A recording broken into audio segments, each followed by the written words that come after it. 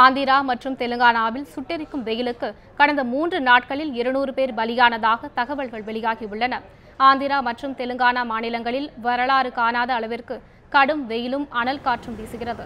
நல்கொண்டா, நிஜாமாபாத் மற்றும் கரீம் நகர் மாவட்டங்களில் வெயிலின் தாக்கம் முன் எப்போதும் இல்லாத அளவில் கடுமையாக உள்ளது.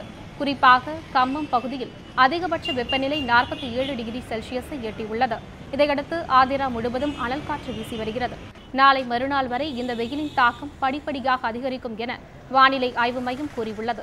வெயில் உக்கிரமடைந்து வருவதை அடுத்து பகல் நேர உச்சி வெயிலில் பொதுமக்கள் வெளியில் வருவதை தவிர்க்கும்படி தெலுங்கானா அரசு அறிவுறுத்தியுள்ளது.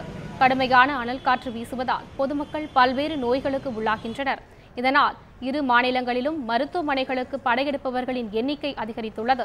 தெலுங்கானா, ஆந்திர மாநிலங்களின் தலைநகரான ஹைதராபாத்தில் வெயிலின் தாக்கம் உச்சகட்டத்தை எட்டியுள்ளது.